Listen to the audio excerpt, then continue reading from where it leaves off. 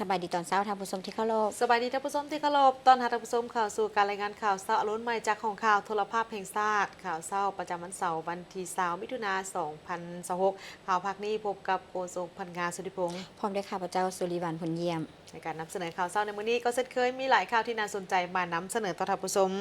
เริ่มต้นด้วยข่าวเกี่ยวกับการสำเร็จการประกาศการสั่งตั้งแล้วจำนวนเกือบ4ห้อยตาแสงกวมเอา1ห้อย9เมืองในนครหลวงมิจันทร์และ16แขวงหรือเท่ากับ60ส่วนห้อยของแผนการที่ได้มีการกำหนดเอาไว้กองประชุมเวียกงานจะตั้งทั่วประเทศครั้งที่12ทานวิเลวันบุตรคำรองหัวหน้าคณะจัดตั้งศูนย์กลางพรรคได้รายงานเกี่ยวกับสภาพการสั่งตั้งตาแสงซึ่งทานได้ฮู้ว่าอิงตามข้อตกลงของทานนายกรัฐมนตรีได้กำหนดให้มี640ตาแสงในขอบเขตทั่วประเทศผ่านการค้นคว้าและขับร้องตัวจริงขององค์การปกครองท้องถิ่นในเบื้องต้นมีทั้งหมด617ตาแสงต่อมาแขวงหลวงพระบางได้กำหนดเพิ่มจาก48เป็น52ตาแสงฉะนั้นจำนวนตาแสงในปัจจุบันนี้มีทั้งหมดแม่น621ตาแสงในขอบเขตทั่วประเทศได้สำเร็จการประกาศสั่งตั้งไปแล้ว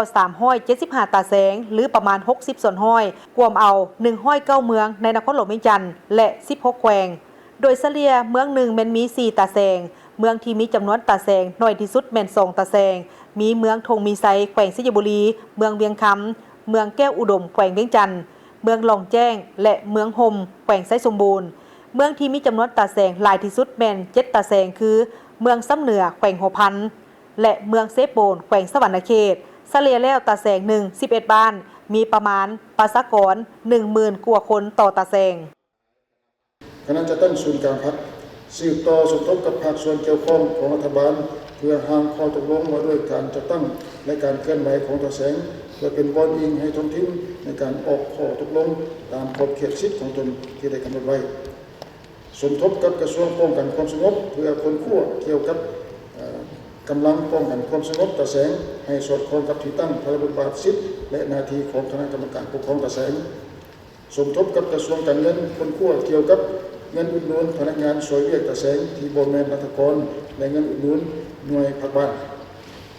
สืบต่อลงสุขโยติดตามและแนะนำองค์การปกครองท้องถิ่นในการค้นคว้ากะเกียมสร้างตั้งตาแสงในขอบเขตทั่วประเทศและสู้สนประกาศสร้างตั้งตาแสงให้สำเร็จทั้งหมด621ตาแสงภายในการปี2027ติดตามประเมินผลการเคลื่อนไหวของตาแสงที่ได้เคลื่อนไหวแล้วการเคลื่อนไหวของตาแสงที่ได้เคลื่อนไหวแล้วเส้นตาแสงสร้างมีไซอยู่นครเวียงจันทร์ตาแสงอยู่แขวงไซสมบูรณ์แขวงคำนวณและแขวงจำปาสักติดตามถอนตาประทับของบ้านที่เป็นการจัดตั้งชุมชนสรุปรายงานขอทิศสีน้ำจากกันถึงเพื่อทราบและให้ทิศสีน้ำโอกาสนี้ทานศิริราชทงศิลป์ทองเพ็งประธานคณะกรรมการปกครองนครหลวงวิจันทร์ก็ได้รายงานเกี่ยวกับการจัดตั้งและเคลื่อนไหวของตาแสงสร้างมีไซซึ่งเป็นหนึ่งในจำนวน375ตาแสงที่ได้ประกาศไปแล้วตาแสงสร้างมีไซมี24บ้านมีประชากรทั้งหมดเกือบ 40,000 คนสำนักงานตั้งอยู่บ้านนางงมใหม่เมืองเสถานีซึ่งได้นำไส้ตาประทับตาแสงเคลื่อนไหวเซ็นยั่งยืนเอกสารต่างๆให้ประชาชนแทนองค์การปกครองบ้านในเมื่อก่อนทิศทางในต่อหน้าอาจจะว่าจะได้สืบต่อปรับปรุงการจัดตั้งของตาแสงเพื่อให้สอดคล้องกับข้อกำหนดของคณะเลขาธิการส่วนกลางภาคฉบับเลขที่02และคณะพาข้าเจ้าจัดตั้งกองประชุมคณะภาคฐานให้สำเร็จสืบต่อจัดสุขภพการนำใช้ระบบอิเล็กทรอนิกส์อันเป็นทันสมัยว่องไวรับประกันความยืนยงและความโปร่งใสในการบริการประชาชน3สืบต่อสุขยูนำพาการจัดตั้งปฏิบัติแผนพัฒนาเศรษฐกิจสังคมของตาแสงสร้างมีไซที่ได้กำหนดใน5เวียกที่071โครงการนั้นให้บรรลุตามคาดหมายสืบต่อนิ้วแหงตาแสงสร้างมีไซเกี่ยวกับการออกข้อตกลงการเคลื่อนไหวของบ้าน24บ้าน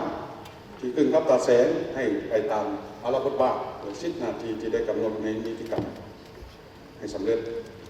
แล้วก็จะได้จัดต่อประชุมสรุปถอดบทเรียนเพื่อเป็นบทอิงให้แก่ตาแสงที่ยังเหลือที่พวกเขาจะสร้างประกาศสร้างตั้งให้สำเร็จครบ33ตาแสงอยู่ในเดือน8นี้ให้สำเร็จวันกำหนด สำหรับ270ตาแสงที่ยังบ่ทันได้มีการประกาศแม่นมีพนักงานตาแสงเข้าประจำการเคลื่อนไหวเพื่อกักเกี่ยมความพร้อมด้านต่างๆเป็นต้นแม่นการซ่อมแปลงอาคารสถานที่เฮ็ดเวียกกักเกี่ยมวัตถุอุปกรณ์รับใช้ลงเคลื่อนไหวเฮ็ดเวียกการเมืองแนวคิดอยู่บ้านและอื่นๆ ในวันที่ 18 มิถุนายน 2026 ที่ผ่านมาที่นครหลวงวิจารณ์กระทรวงการต่างประเทศได้จัดกองประชุมคณะกรรมการคุ้มครองแห่งชาติเพื่อแก้ไขปัญหาระเบิดบ่ทันแตกที่ตกค้างอยู่สาธารณรัฐประชาธิปไตยประชาชนลาวและกองประชุมคณะชี้นำโครงการร่วมมือกับองค์การสหประชาชาติเพื่อการพัฒนา UNDP ครั้งที่ 1 ประจำปี 2026ภายใต้การเป็นประธานร่วมของทานอนุภาพวงศ์นอแก้วรองรัฐมนตรีกระทรวงการต่างประเทศรองประธานผู้ประจำการคณะกรรมการคุ้มครองแห่งชาติเพื่อแก้ไขปัญหาระเบิดบ่ทันแตกที่ตกค้างอยู่สาธารณรัฐประชาธิปไตยประชาชนลาวและทานนางมาร์ตินเทอร์เทอร์ผู้ต่างหน้าองค์การ UNDP ประจำสาธารณรัฐประชาธิปไตยประชาชนลาวโดยมีการเข้าร่วมของบรรดาประธานและรองประธานคณะกรรมการปกครองแขวงรองรัฐมนตรีกระทรวงเกี่ยวข้องบรรดาทูตานุทูตผู้ให้ทุนและคู่ร่วมพัฒนาทั้งสองกองประชุมได้ตีราคาเกินการจัดตั้งปฏิบัติเวียกงานการเก็บกู้ระเบิดบ่ทันแตกที่ตกค้างอยู่สาธารณรัฐประชาธิปไตยประชาชนลาวจำนวน6เดือนต้นปีและกำหนดทิศทางแผนการ6เดือนท้ายปี 2026โดยยกให้เห็นสภาพการรวมของการร่วมมือกับภาคส่วนต่างๆการคุ้มครององค์การจัดตั้งปฏิบัติงานเพื่อมนุษยธรรมและบริษัทกวดกู้ระเบิดบ่ทันแตกภาคเอกชนความคืบหน้าที่พ้นเด่นบรรดาข้อคงข้างในการจัดตั้งปฏิบัติเวียกงานคุ้มครองและแก้ไขปัญหาระเบิดบ่ทันแตกที่ตกค้างในตอนท้ายของกองประชุมทานรองรัฐมนตรีกระทรวงการต่างประเทศได้ตีราคาสูงต่อมากผลของการจัดตั้งปฏิบัติเวียกงานในระยะ6เดือนต้นปีที่ผ่านมาและการเน้นหนักให้ทุกภาคส่วนเอาใจใส่การจัดตั้งปฏิบัติกิจกรรมตามแผนการ6เดือนท้ายปี 2026 ที่ได้หับฮ้องให้มีประสิทธิภาพและประสิทธิผลโดยอิงใส่ผลการประเมินกลางสมัยยุทธศาสตร์แขนงการระเบิดบ่ทันแตกเส้นทางก้าวสู่ความปลอดภัย3และก็มีทิศทางผันขยายซึ่งในนั้นรวมมีการเพิ่มบุริมสิทธิ์ต่อการสร้างเสถียรภาพและความมั่นคงทางด้านงบประมาณของแขนงการระเบิดบ่ทันแตกโดยการสร้างยุทธศาสตร์การเงินการลงทุนระยะกลางระยะยาวรวมทั้งสืบต่อเสริมสร้างความเข้มแข็งในการประสานงานระหว่างแขนงการแก้ไขปัญหาระเบิดบ่ทันแตกกับแขนงการพัฒนาอื่นรวมทั้งการสร้างกลไกเพื่อรับประกันความยืนยงและการนำใช้งบประมาณให้เกิดประโยชน์สูงสุดนอกจากนั้นทานยังได้ย้ำคืนว่าการเป็นประธานกองประชุมทบทวนสนธิสัญญาว่าด้วยการเกิดห้ามระเบิดลูกวานรอบเวียนที่3ครั้งนี้แม้นเป็นเวียกงานบริมสิทธิ์ของรัฐบาลซึ่งพวกเขามีความภาคภูมิใจและรู้สึกเป็นเกียรติอย่างยิ่งที่วงคณะญาติสากลไว้เนื้อเสื้อใจให้สาธารณรัฐประชาธิปไตยประชาชนลาวเป็นประธานและเป็นเจ้าภาพในครั้งนี้และได้กล่าวแสดงความขอบใจอย่างจริงใจต่อคู่ร่วมพัฒนาและประเทศผู้ให้ทุนในการสนับสนุนการเป็นประธานกองประชุมในครั้งนี้วันที่ 18 มิถุนาบ่เป็นเพียงแต่วันหนึ่งในปฏิทินเท่านั้นแต่ว่ายังเป็นวันแห่งเกียรติศักดิ์ศรีวันแห่งการระลึกถึงคุณงามความดีและหยัดเหือแห่งความเสียสละของวงการสาธารณสุขลาวในทั่วประเทศวันแพทย์ลาวหรือวันสาธารณสุขในปีนี้บุญเวียนมาบรรจบครบรอบ61 ปีพอดีซึ่งในทุกๆปีนั้นก็จะมีกิจกรรมในการเฉลิมฉลองวันดังกล่าวนี้เช่นเดียวกับทั้งโฮโมโมโหสถก็จัดพิธีเฉลิมฉลองวันดังกล่าวนี้ด้วยบรรยากาศที่คึกคืนเข้าร่วมในพิธีเฉลิมฉลองวันแพทย์ลาวหรือวันสาธารณสุขครบรอบ61 ปีโดยมีดร.สุชาติวงศ์พระจันทร์ผู้อำนวยการห้องหมอมโหสถมีของผู้อำนวยการอดีตการนำอาวุโสพร้อมด้วยพนักงานแพทย์หมอภายในห้องหมอมโหสถได้เข้าร่วมอย่างเป็นขบวนฟื้นดร.สุชาติวงศ์พระจันทร์ได้กล่าวว่าวันที่ 18 มิถุนายนบ่เพียงแต่เป็นวันหนึ่งในปฏิทินแต่ยังคือวันแห่งเกียรติศักดิ์ศรีวันแห่งการระลึกคุณงามความดีและหยาดเหงื่อแห่งความเสียสละของวงการสาธารณสุขลาวในทั่วประเทศนับตั้งแต่วันสร้างตั้งในปี 1965 เป็นต้นมา 61 ปีผ่านพ้นไปได้พิสูจน์ให้เห็นถึงน้ำใจหักชาติหักปัตสนของแพทย์ลาวหุ่นอาวุโสที่ได้ผ่านห้อนผ่านหนาวและเสียสละความสุขส่วนตัว บางท่านก็ได้เสียสละชีวิตในท่ามกลางเปลวไฟสงคราม เพื่อปกปักรักษาชีวิตของนักรบและปัตสนลาวบรรดาเผ่าความหมายของวันนี้ยิงเลิกซึ่งและยิงยังหากเลิกลงในจิตใจของหมอมโหสถของพวกเขาได้สร้างตั้งขึ้นในปี 1903 ซึ่งมีอายุการอันยาวนานถึง 123 ปีแล้ว และพวกเขาก็มีประวัติศาสตร์ที่เก่าแก่ที่สุด เป็นบอนกำเนิดของครูอาจารย์แพทย์หมอหุ่นทำอิฐของประเทศ และเป็นเสาค้ำอันแข็งแกร่งที่อยู่คู่กับการพัฒนาของสาธารณรัฐประชาธิปไตยปัตตสนลาวในยุคทุกสมัย พนักงานห้องหมอมโหสถบ่เคยหยุดนิ่งที่จะพัฒนาสติปัญญาของตนมาฮอดทุกมื้อนี้ก็เป็นวันของการเฉลิมฉลองใหญ่และก็เรียกร้องมายังบรรดาทุกภาคส่วนปลุกระดมจิตวิญญาณของแพทย์หมอพยาบาลและพนักงานของพวกเขาทุกคนจงพร้อมกันรักษาและเชิดชูจรรยาบรรณแพทย์ปฏิบัติให้สูงส่งและก็ถือเอาความทุกข์ทรมานของคนเจ็บนี้เป็นความเจ็บปวดของพวกเขาเองและปฏิบัติหน้าที่ด้วยความจริงใจอย่างแท้จริงและจงร่วมแรงร่วมใจกันในการเปลี่ยนพื้นที่โค้งลางที่ทันสมัยให้กลายเป็นการบริการที่อบอุ่นและเต็มใจและสามารถสร้างรอยยิ้มพร้อมทั้งความหวังให้แก่ทุกๆชีวิตที่ก้าวย่างเข้ามาหาของพวกเขาการจัดกิจกรรมในครั้งนี้บ่เพียงแต่เป็นการเฉลิมฉลองวันแพทย์ลาวแต่ยังว่าเป็นการแสดงให้เห็นถึงความกตัญญูรู้บุญคุณและการจะลึกถึงคุณงามความดีมายังครูอาจารย์แพทย์หมออาวุโสบำนาญทุกท่านที่ได้วางรากฐานอันมั่นคงให้แก่พนักงานแพทย์หมอหุ่นปัจจุบันในการทำหน้าที่รักษาปิ่นปัวคนเจ็บที่เข้ามาใช้บริการภายในห้องหมอแห่งนี้กิจกรรมในครั้งนี้บรรดาแพทย์หมอแม่นได้ร่วมกันแสดงศิลปะวรรณคดีเป็นต้นก็แม่นบทเพลงที่มีชื่อว่าสวยเถิดนางหมอบทฟ้อนประกอบละครในบทเพลงแพทย์ปฏิบัติเพลงมโหสถยุคใหม่แต่งโดยดร.บัววันปทุมทองห้องผู้อำนวยการห้องหมอและบทเพลงมโหสถวันใหม่แต่งโดยและห้องโดยดร.แสงทวีไซท้องปานห้องหัวหน้าแผนกสุขเสริญและบทฟ้อนเสียงแค้นแดนจำปาซึ่งทุกรายการก็ล้วนแล้วแต่เป็นผลงานการประกอบส่วนของบรรดาพนักงานแพทย์หมอภายในห้องหมอมโหสถ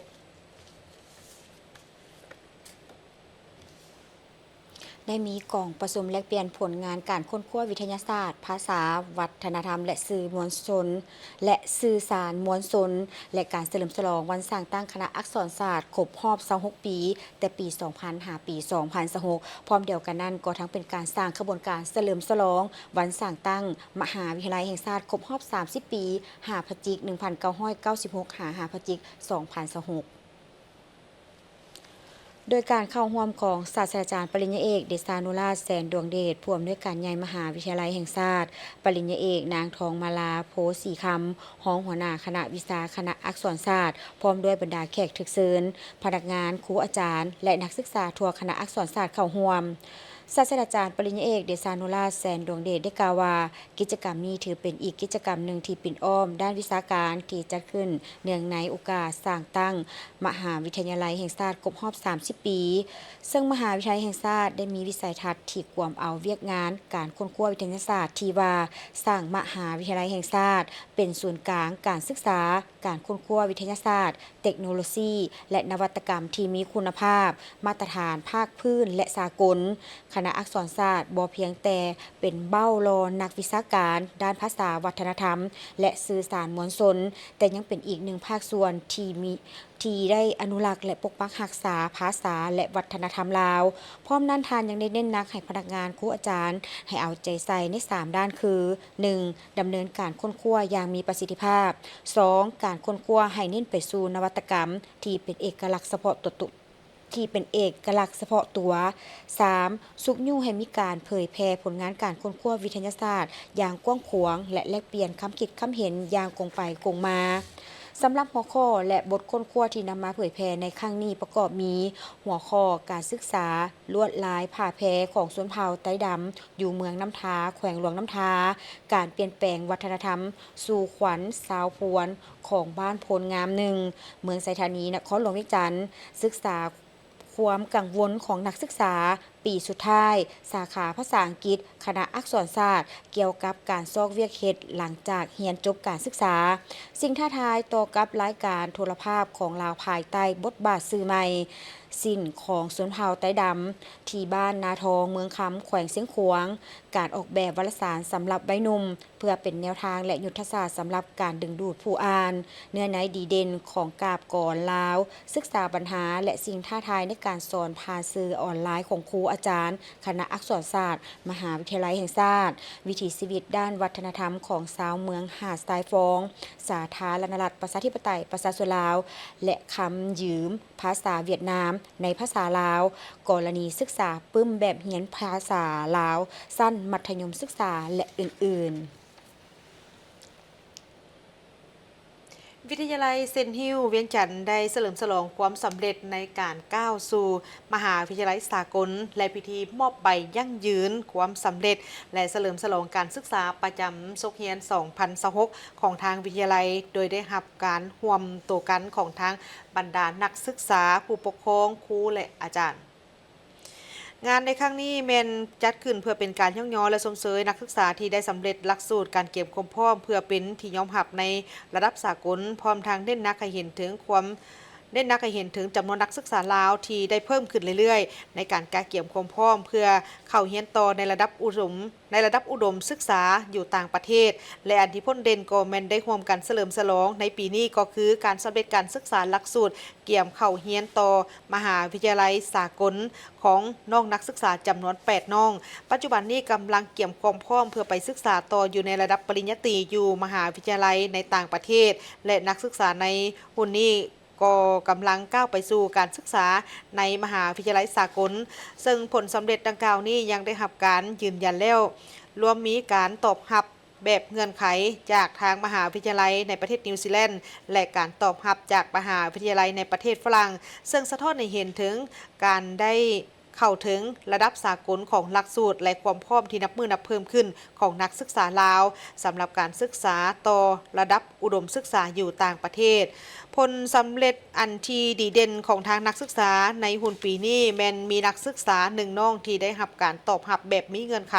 พร้อมทางทุนการศึกษาโดยมูลค่าแม่น 15,000 ดอลลาร์นิวซีแลนด์จากมหาวิทยาลัยในประเทศนิวซีแลนด์ที่มีผลการเรียนที่ดีเด่น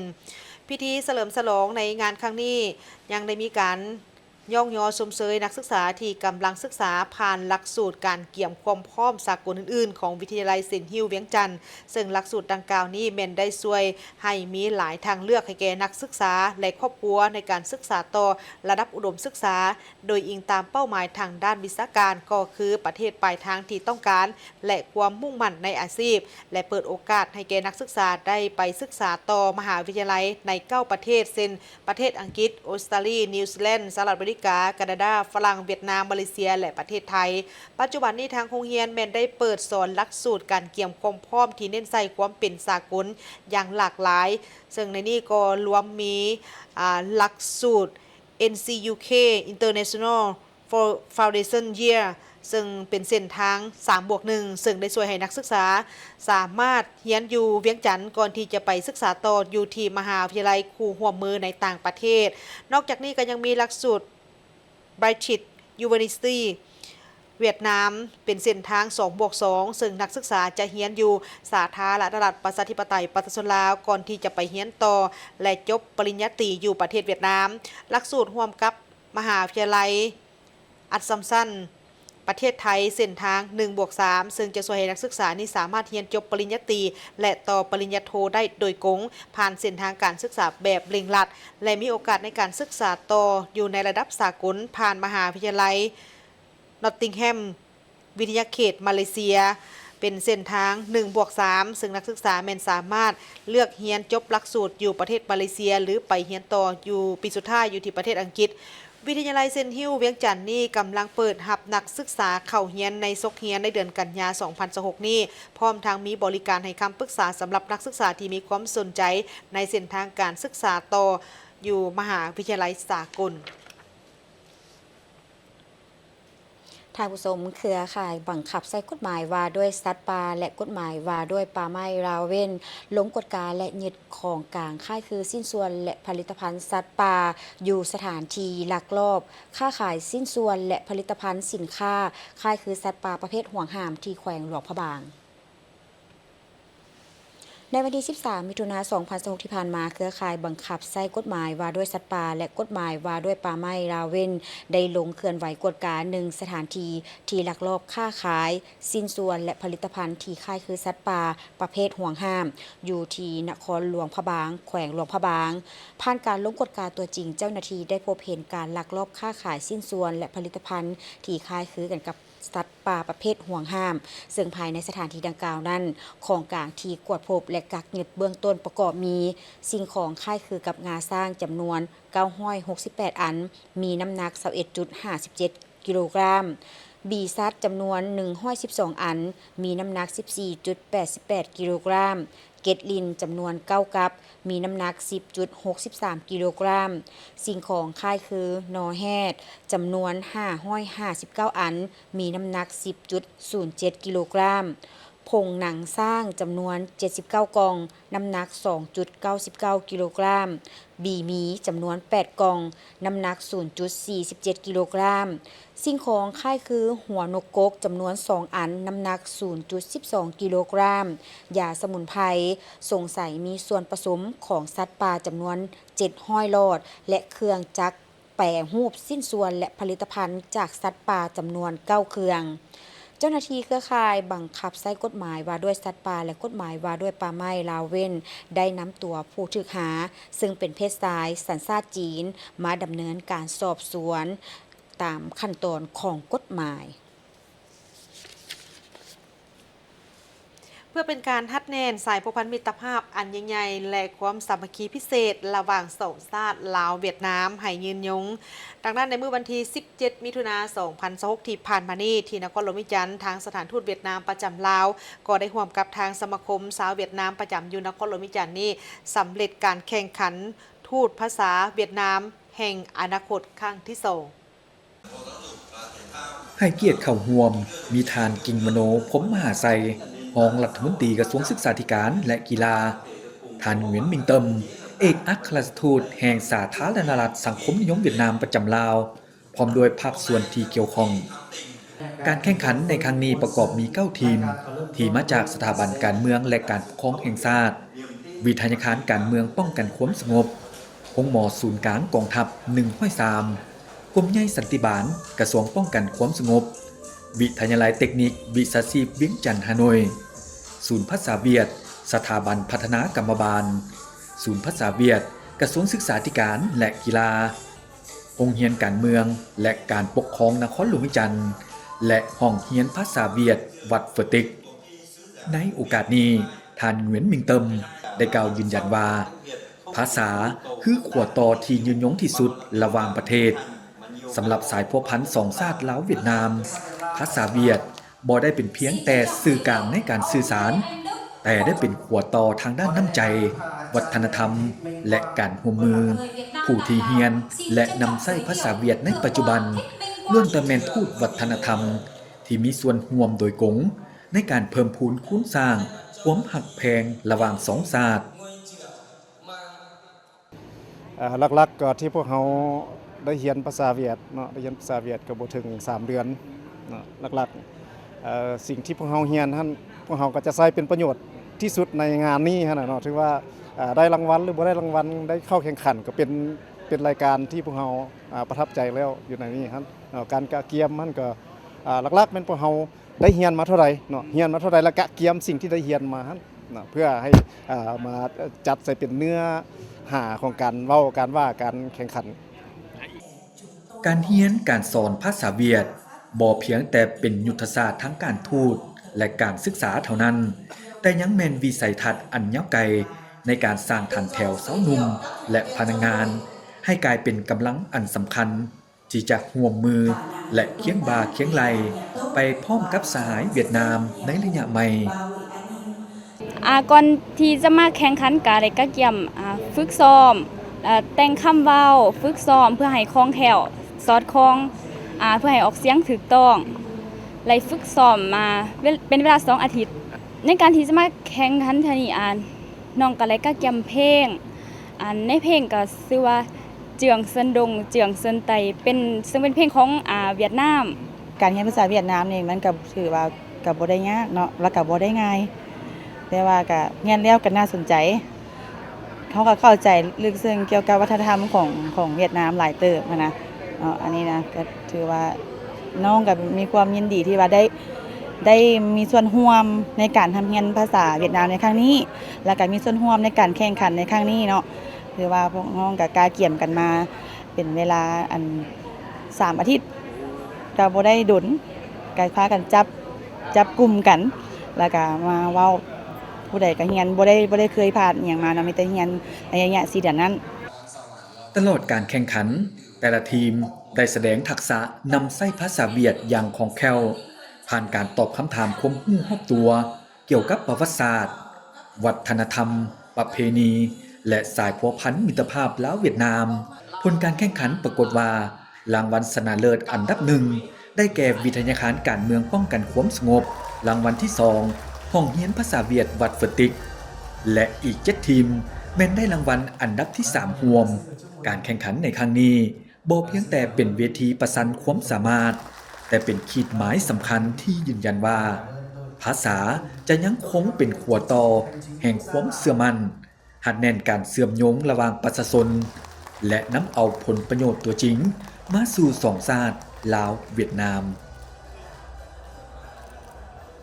ไปเบิ่งที่ข่าวจากทางแขวงพงศาลีเมืองขัวแขวงพงศาลีได้สร้างขบวนการอนามัยเพื่อส่งเสริมสุขภาพและเพื่อเป็นการกำนับพับต้อนวันสาธารณสุขหรือวันแพทย์ลาวครบรอบ61 ปี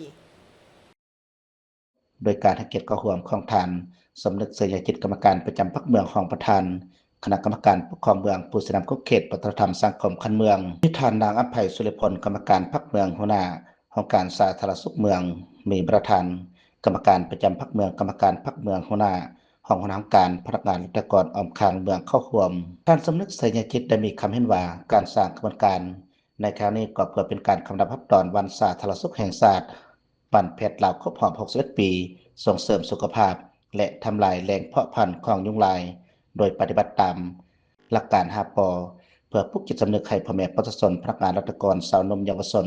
บรรดาผู้ในธุรกิจให้มีความตื่นตัวเป็นเจ้าการในการรักษาสิ่งแวดล้อมบ่ทิ่มขยะสะสายสร้างความรับรู้ให้ทั่วสังคมหากพูดถึงผลเสียของการทิ่มขยะสะสายบ่ถูกต้องตามระเบียบและกฎหมายสิ่งแวดล้อมปัจจุบันนี้เห็นว่าปัญหาขยะนับมือนับเพิ่มขึ้นซึ่งได้สะท้อนถึงการดำรงชีวิตเป็นตนส่งกลิ่นเหม็นเปื้อนเปื้อนสร้างภาพพจน์อันบ่ดีต่อวิการส่งเสริมการท่องเที่ยวและอื่นๆจุดประสงค์เพื่อประกอบส่วนปฏิบัติ2 นาทียุทธศาสตร์คือปกปักรักษาและสร้างสรรค์พัฒนาประวัติศาสตร์โดยปฏิบัติกับกระบวนการแข่งขันทักษะและพัฒนาห้องการสาธารณสุขเมืองแบงแขวงอุดมไซได้จัดกิจกรรมอย่างเพื่อสุขภาพเฉลิมฉลองวันสาธารณสุขครบรอบ61 ปีซึ่งเริ่มแต่สโมสรของเมืองลงไปหาเส้นทางหลวงแห่งชาติหมายเลข2Wขึ้นไปฮอดจุดส้นขวน้ำเฮาอ้อมขึ้นตามเส้นทางแยกเว้นตัวเมืองขึ้นมาฮอดจุดเริ่มต้นที่สโมสรเข้าร่วมกิจกรรมดังกล่าวมีการนำของเมืองหัวหน้าคณะห้องการส่งกองบัญชาการโรงเรียนห้องหมอและพนักงานรัฐกรห้องการออมข้างเมืองเข้าร่วมอย่างเป็นขบวนฝึกฟื้นจุดประสงค์ก็เพื่อเป็นการเฉลิมฉลองวันสาธารณสุขครบรอบ61 ปีวันต้านขยุงลายอาเซียนครบรอบ15 ปีและวันงดจะสูบโลกครบรอบ37 ปีหลังจากนั้นได้พร้อมกันเข้าร่วมรับฟังการปาฐกถาวันสาธารณสุขครบรอบ61 ปีวันที่18 มิถุนายน ปี 1965 วันที่18 มิถุนายน 2026วันต้านขยุงลายอาเซียนครบรอบ15 ปีวันที่15 มิถุนายน ปี 2011 วันที่15 มิถุนายน 2026และวันงดจะสูบโลกวันที่31 พฤษภาคม ปี 1989 วันที่31 พฤษภาคม 2026ครบรอบ37 ปีอยู่ที่สโมสรของเมืองภายใต้การเป็นประธานเรามนเสื้อวันดังกล่าวโดยท่านดร.บุญสวงคำพวงรองเลขาพรรคเมืองประธานคณะกรรมการปกครองเมืองแบงเข้าร่วมรับฟังมีคณะประจำพรรคเมืองอดีตหัวหน้าคณะองค์การสาธารณสุขเมืองหัวหน้าคณะองค์การสองกองบัญชาการรัฐวิสาหกิจสุขศาลาและพนักงานรัฐกรองค์การออมข้างเมืองเข้าร่วมรับฟังอย่างพร้อมเพรียงว วันแพทย์ลาวแม่นวันหนึ่งที่เป็นประวัติศาสตร์อันล้ำค่าของแขนงสาธารณสุขเพื่อระลึกถึงผลงานและยกย่อสรรเสริญคุณงามความดีของแพทย์ลาวในสมัยต่อสู้กู้ชาติก็คือสมัยปกปักรักษาและสร้างสรรค์พัฒนาประเทศชาติเป็นการปลูกจิตสำนึกให้พนักงานแพทย์หมอพยาบาลพนักงานสาธารณสุขคุณสืบทอดได้เรียนเอาแบบอย่างอดีงามของแพทย์หมอและพนักงานสาธารณสุขคุณก่อนเพื่อฝึกฝนหล่อหลอมตนเองให้เพียบพร้อมเต็มไปด้วยคุณสมบัติศีลธรรมปฏิบัติจรรยาบรรณจรรยธรรมวิชาชีพและความชำนาญงานทางด้านวิชาเฉพาะเพื่อรับใช้บริการปิ่นปัวฟื้นฟูสุขภาพให้ความรู้ทางด้านสุขศึกษาให้แก่พ่อแม่ประชาชนอย่างสมเกียรติศักดิ์ศรีให้สมชื่อว่าเป็นนักรบเสื้อขาวปฏิบัติของภาค ส่วนทางด้านห้องหมอแขวงเสียงขวางก็จัดพิธีเฉลิมฉลองวันสาธารณสุขหรือวันแพทย์ลาวครบรอบ61 ปีเช่นเดียวกันให้เกียรติเข้าร่วมในพิธีมีท่านปริญญาโทดร.คำเพงสัญญพงศ์รองหัวหน้าแผนกสาธารณสุขแขวงเสียงขวางมีบรรดาท่านคณะแผนกหัวหน้าแขนงการโรงเรียนโรงหมอพร้อมด้วยพนักงานรัฐกรและแขกที่ถึกเชิญอมข้างแขวงเข้าร่วมอย่างพร้อมเพรียงท่านดร.มิ่งขวัญใจตอมมัญญาหัวหน้าแขนงปีนปัวและฟื้นฟูหน้าที่การได้ขึ้นผ่านเอกสารมูลเสื้อความเป็นมาและความหมายความสำคัญของวันสาธารณสุขลาวครบรอบ61 ปี 18 มิถุนายน 1965 18 มิถุนายน 2026 ซึ่งท่านได้ยกให้เห็นถึงหลายอย่างแห่งการเติบใหญ่ขยายตัวผลงานการเคลื่อนไหวอันโดดเด่นและเสียสละของทันเทวพนักงานแพทย์หมอเชี่ยวชาญสาธารณสุขในการปกปักรักษาและพัฒนาประเทศชาติโดยเฉพาะเม่นการยกสูงคุณภาพการป้องกันพยาธิและการปิ่นปัวฟื้นฟูสุขภาพให้แก่ประชาชนบรรเผาในทั่วแขวงเสียงขวางให้มีคุณภาพนับมื้อดีขึ้นการจัดพิธีเฉลิมฉลองครั้งนี้ก็เพื่อให้พลเมืองลาวบรรเผาทุกชั้นคนแพทย์หมอและพนักงานสาธารณสุขเห็นได้ความเติบใหญ่ขยายตัวอย่างบ่หยุดยั้งของเวียกงานสาธารณสุขของทันเทวแพทย์หมอในแต่ละระยะเพื่อปลุกจิตสำนึกให้แก่แพทย์หมอและพนักงานสาธารณสุขหุ่นสืบทอดทำเหียนเอาแบบอย่างอันดีงามของแพทย์หมอ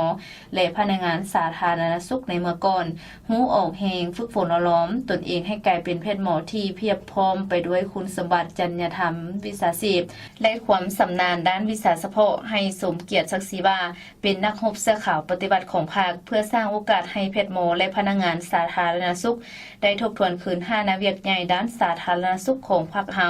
เป็นต้นเมนส่งเสริมสุขภาพการป้องกันพยาธิการปิ่นปัวฟื้นฟูสุขภาพการคุ้มครองและบริหารระบบสาธารณสุขและการสร้างความเข้มแข็งด้านบุคลากร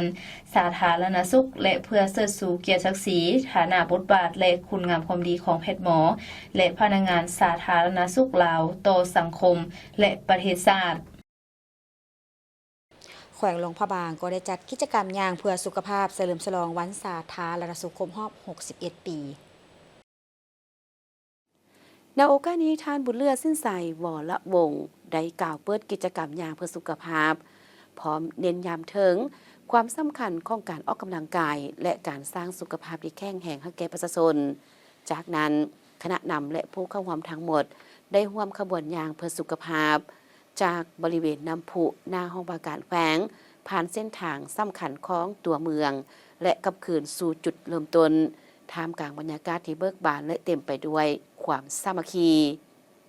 ภายหลังสำเร็จกิจกรรมอย่างเพื่อสุขภาพได้มีการจัดพิธีปาฐกถาเฉลิมฉลองวันสาธารณสุขอยู่วิทยาลัยวิทยาศาสตร์สุขภาพหลวงพระบางนางพิธีท่านนางจันดีเยงบือได้กล่าวว่อนคืนประวัติและความหมายของวันที่18 มิถุนายนซึ่งเป็นวันที่กองประชุมเวียกงานสาธารณสุขทั่วประเทศครั้งทำอิฐได้จัดขึ้นในปี 1965 ที่เมืองเวียงไสแขวงหัวพันและได้ถูกกำหนดเป็นวันแพทย์ลาวนับแต่นั้นเป็นต้นมาท่านนางจันดีเยงบืออย่างได้ยกสูงบทบาทอันสำคัญของทันแถวแพทย์หมอลาวที่ได้อุทิศตนในการปิ่นปัวและดูแลสุขภาพให้แก่ประชาชนนับแต่สมัยต่อสู้กุศลจนมาฮอดยุคปัจจุบันพร้อมทั้งเน้นหนักให้บุคลากรการแพทย์ทุกคนสืบต่อยึดมั่นจรรยาบรรณวิชาชีพแพทย์คือแม่ใจดีพัฒนาความรู้ความสามารถและนำสารเทคโนโลยีทันสมัยเข้าในการบริการสุขภาพเพื่อรับสารประชาชนอย่างมีประสิทธิผล ณพิธีเดียวกันบุคลากรการแพทย์ครูอาจารย์และนักศึกษาได้ร่วมกันกล่าวคำปฏิญาณตนเพื่อแสดงความมุ่งมั่นในการรักษาจรรยาบรรณวิชาชีพและอุทิศตนในการรับใช้ชาติและประชาชนนอกจากนี้ยังได้จัดพิธีมอบของขวัญให้แก่อดีตการนำของแขนงสาธารณสุขและวิทยาลัยวิทยาศาสตร์สุขภาพเพื่อแสดงความกตัญญูและย่องยอผลงานที่ได้อุทิศให้แก่เวียกงานสาธารณสุขของแปลง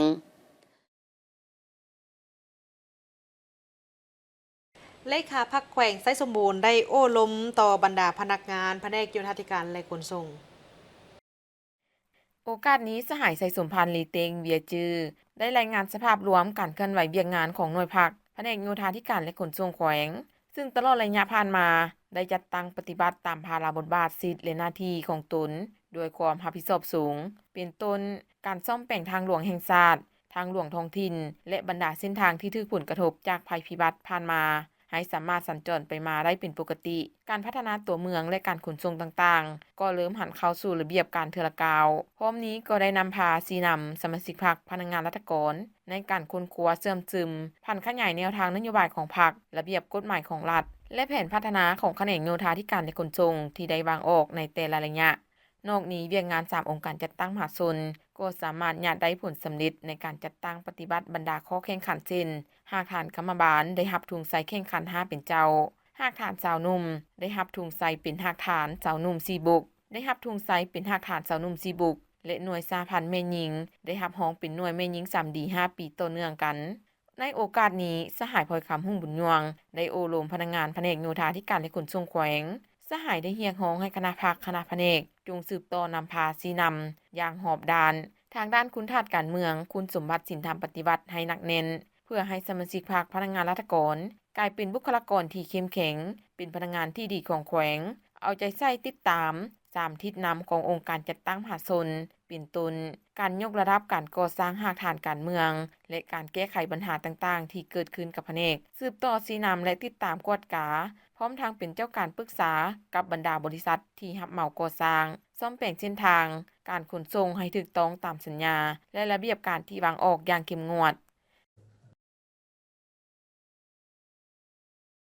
ไปที่แขวงหัวพันได้มีกิจกรรมดีๆขององค์การกระแดงแขวงหัวพันซึ่งสร้างกระบวนการบริจาคเลือดด้วยความสมัครใจเพื่อช่วยเหลือสังคม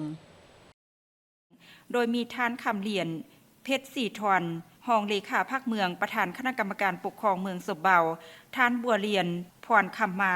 หัวหน้าองค์การกระแดงแขวงหัวพันพร้อมด้วยพนักงานราชการทหารตำรวจและคณะพักอำนาจการปกครองบ้านอ้อมคางเทศบาลเมืองเข้าร่วมโอกาสนี้ท่านบัวเรียนพรคำมาหัวหน้าองค์การกระแดงแขวงหัวพันได้เฮเกียรติขึ้นเล่าประวัติความเป็นมาและความหมายความสำคัญของวันบริจาคเลือดโลก14มิถุนายนซึ่งเป็นวันที่ถูกกำหนดขึ้นในระดับสากลเพื่อจารึกคุณงามความดีแสดงความหูบุญคุณและขอบเจออย่างลึกซึ้งต่อกับผู้บริจาคเลือดทุกท่านที่ได้มอบของขวัญอันมีค่าที่สุดต่อชีวิตนั่นก็คือเลือดด้วยความสมัครเจอ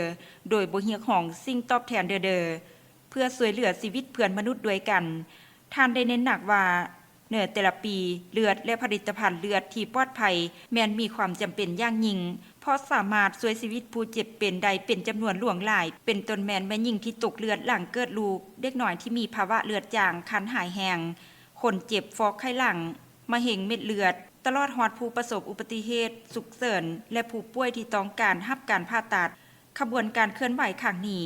มีผู้เข้าร่วมทั้งหมด72คนเป็นเพศหญิง42คน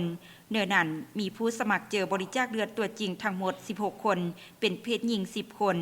พร้อมนี้ยังได้มอบเบอร์ย่อๆเฮอแก่บุคคลที่มีผลงานดีเด่นในการบริจาคเลือดด้วยความสมัครเจอโดยบ่เรียกร้องสิ่งตอบแทนเด้อเพื่อช่วยเหลือเพื่อนมนุษย์ในสังคมมาแล้วหลายครั้งเพื่อเป็นการยกย่องสรรเสริญและเป็นแบบอย่างที่ดีเฮอแก่สังคมอีกด้วยเมืองเพียงแขวงไซยบุรีปาฐกถาวันสาธารณสุขหรือวันแพทย์ลาวครบรอบ61ปี18มิถุนายน1965ถึง18มิถุนายน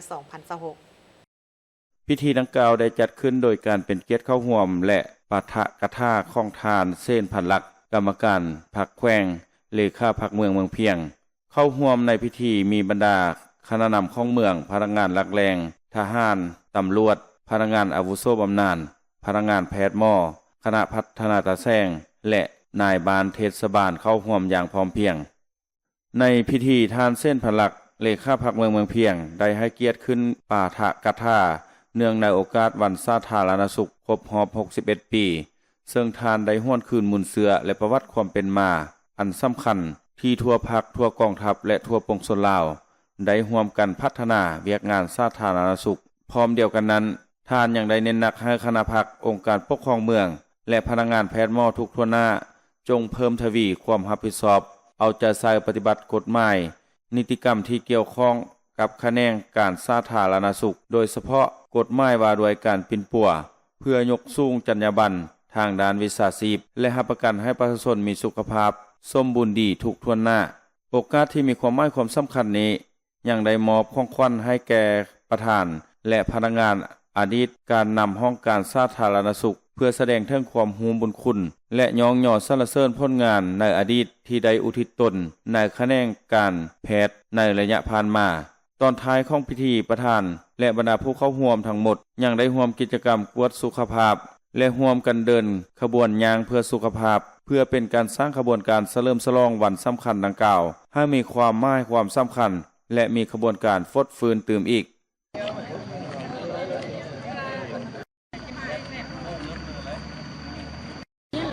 น้อยๆนะกองไงมันเด้อคนรวยเราจับปลายผมเนาะจับปลายโคตรจะให้ดูก่อน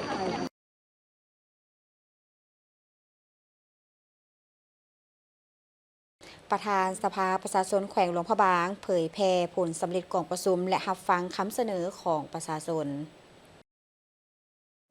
โอกาสนี้ท่านสุขดวันพันจักขันกรรมการพรรคแขวงเลขาบริหารงานพรรคหัวหน้าคณะสมาชิกสภาประชาชนแขวงประจำเขตเลือกตั้งเมืองสิเงินได้รายงานว่าการจัดตั้งปฏิบัติเวียกงานฮอบดาน6 เดือนต้นปีและทิศทาง6 เดือนท้ายปี2026ของเมืองสิเงินคณะบริหารงานพรรคเมืองได้เอาใจใส่ชี้นำพาจัดตั้งปฏิบัติมติกองประชุมใหญ่ครั้งที่7ขององค์คณะพรรคเมืองยกสูงความสามารถนำพาขององค์คณะพรรคพัฒนากสิกรรมติดผ่านกับการท่องเที่ยว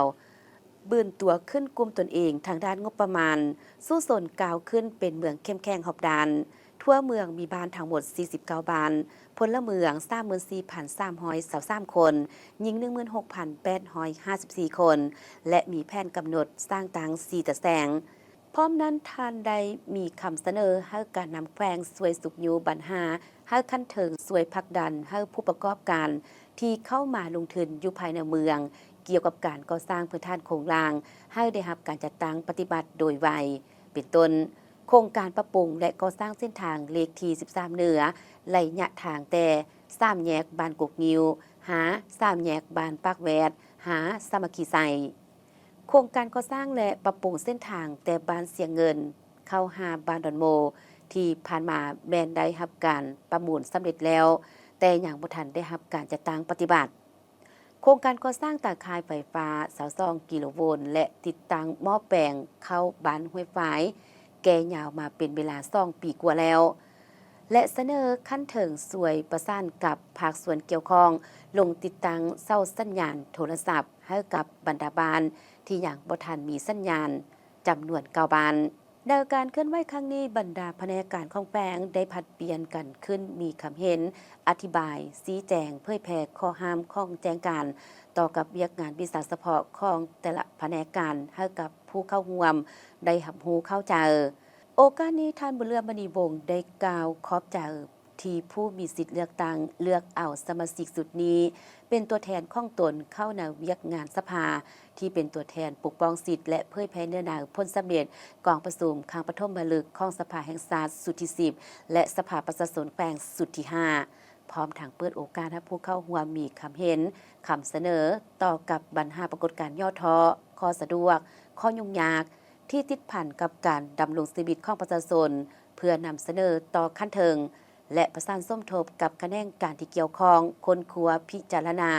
แก้ไขตามความเหมาะสมและถูกต้องตามระเบียบการ